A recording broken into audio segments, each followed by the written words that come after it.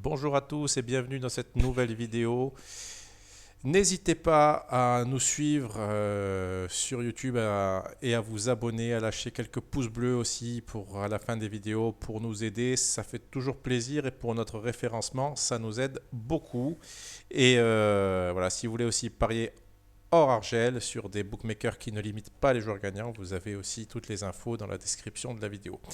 Je vais commencer et vous parler directement du match qui a lieu ce week-end, plus précisément dimanche.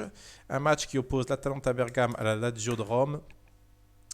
Pour vous dire quoi? Pour vous dire aussi que on a une cote à 1,80 côté Atalante et à plus de 4 pour la Lazio. C'est une cote que je trouve un peu faible pour l'Atalante dans le sens où ce sont deux équipes qui sont très proches au classement. Regardez, on voit que l'Atalanta est 5e, la Lazio 7e, seulement 2 points les séparent. Une forme assez impressionnante de la Lazio, 4 victoires consécutives. L'Atalanta est pas mal aussi, d'ailleurs j'aimerais bien voir ça sur les 10 derniers matchs. On retrouve la Lazio 4e et l'Atalanta, où es-tu, 2e. Donc ce sont deux des équipes les plus en forme de ce championnat. Et sur les 5 derniers, la Lazio est leader. Donc match très intéressant ici. Je reprends 1,80 me semble un poil bas par rapport à ce que je viens de dire, par rapport au fait que ce sont deux équipes en forme et qu'il n'y a pas cet écart de niveau-là, même si on regarde les absences, on va aller sur le site de la Gazette, toujours intéressant, on voit qu'il n'y a quasiment aucun absent majeur à signaler. Pour l'Atalanta, Pasalic n'est pas un joueur majeur. Robin Gosens est un joueur titulaire d'habitude, donc ça peut être problématique pour eux, mais bon, l'Atalanta est habitué à faire tourner son effectif et il n'y a pas spécialement de joueurs majeurs. Quand Ilicic n'était pas très bon, ils ont su le remplacer. Alejandro Gomez n'est plus dans le groupe alors que c'est un joueur fantastique. Et finalement, l'équipe tourne très bien sans lui. Donc la star, c'est le collectif. Côté Lazio, rien à signaler, si ce n'est, et ce n'est pas rien en fait, que ce joueur-là, Luis Alberto, qui est un joueur fantastique, un super meneur de jeu, qui en plus marquait pas mal de buts là ces derniers temps, avant qu'il ait son petit problème d'appendicite. Donc ce joueur-là ne devrait vraisemblablement pas commencer ce match. Il faut savoir qu'il y a un match en coupe cette semaine pour la Lazio et ils vont affronter l'Atalanta en coupe et rejoue contre eux en championnat. Donc il y a une certitude, c'est que Luis Alberto ne jouera pas en coupe cette semaine, mais il fait tout pour être dans le groupe. Donc je ne pense pas qu'il démarre ce match titulaire. Et c'est quand même un joueur majeur.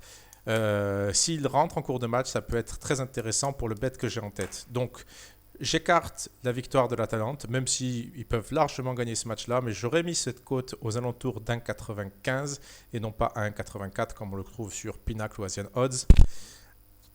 Idéalement, je la placerais même avec un Luis Alberto titulaire. Je pense que l'Atalante, ça vaut du 2,10, 2,20 même, parce que je trouve que la Lazio est bien assez forte pour ne pas valoir cette cote de 4. Avec Luis Alberto absent, je comprends que ça ait un effet de baisse de cote, mais idéalement, je pense qu'il faut prendre l'Atalante vers 1,95. Donc le pari qui m'intéresse moi par contre, c'est un over 3. Ça aurait été le pari qui m'intéresserait, mais avec l'absence de Luis Alberto, je vais plutôt partir sur un over de 75 pour une cote à 1,75 d'ailleurs. Et pourquoi ce bet-là? Parce que ce sont deux équipes très performantes offensivement. L'Atalante, c'est une certitude. La Lazio, ça l'est un peu moins parce qu'ils ont fait un début de saison assez mitigé. Et si on regarde les expected goals, on voit que l'Atalante est dans le top 2, alors que la Lazio est un peu inférieure, mais on connaît la Lazio et ça serait intéressant de voir, puisqu'ils ont quasiment la même équipe que l'an dernier.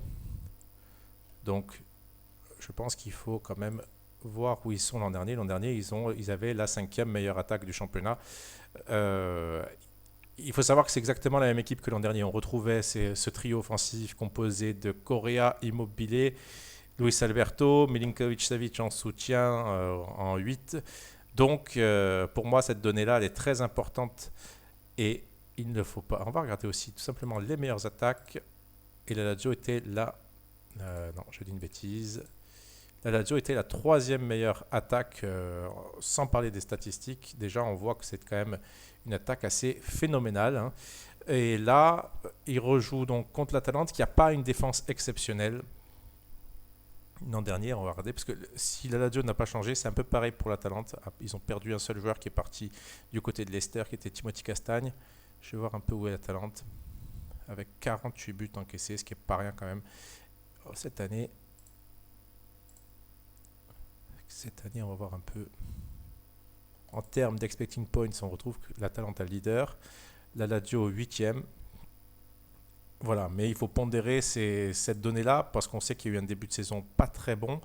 Et surtout, on voit que sur les 10 derniers matchs, cette équipe est deuxième ou troisième, je ne sais plus, on a vu tout à l'heure. Mais en tout cas, ce qui est une certitude, c'est qu'elle est première sur les 5 derniers, sur la forme immédiate, c'est-à-dire les 5 derniers matchs. On va voir l'Atalante. Hop. 23 buts encaissés en 19 matchs. Bon, c'est pas catastrophique, loin de là. Et la Lazio 26. Bon, ce ne sont pas des défenses extrêmement performantes, mais ce n'est pas non plus des passoires. Mais le problème de l'Atalante, c'est que ça va dépendre essentiellement de l'adversaire. Si c'est un adversaire qui est très bon offensivement, ils peuvent largement exploser. Donc, c'est assez compliqué de ne servir que de ne se servir que du nombre de buts encaissés. Il faut aussi connaître un petit peu le profil des équipes. Et l'Atalante, c'est tout ou rien. Ils peuvent exploser un adversaire 4-0, comme ils l'ont fait par exemple contre le Milan AC, ou se prendre de sacrés fessées, donc, comme ils l'ont fait contre Naples, par exemple, il y a 1 ou 2 mois. Donc voilà pourquoi je pars sur un over. Ce sont deux équipes a priori offensives. En tout cas, une certitude, c'est que l'Atalante ne joue pas en défense. L'Atalante fait un pressing constant. La Lazio est très bonne sur les contre-attaques. D'ailleurs, j'aimerais bien voir si on a cette info-là. Un but seulement marqué sur contre-attaque. Et on va peut-être regarder un petit coup de WhoScored. C'est toujours intéressant dans l'analyse. En tout cas, j'ai souvent l'image que Immobilier est lancé seul dans la profondeur. Donc peut-être qu'il manque un peu de réussite. Mais c'est quand même un schéma de jeu qu'il utilise assez souvent. Où est la Lazio? La Lazio, alors ça c'est bizarre. 0 but en contre-attaque. On va voir les buts encaissés en contre. L'Atalante, par contre, encaisse des contre-attaques. Bon, difficile de se baser sur ça. Par contre, je pense qu'on va voir quand même une Lazio qui marque pas mal de buts sur coup de pied arrêté. Ça, oui. Ils ont, avec Milinkovic-Savic, ils ont un joueur qui marque beaucoup, notamment de la tête.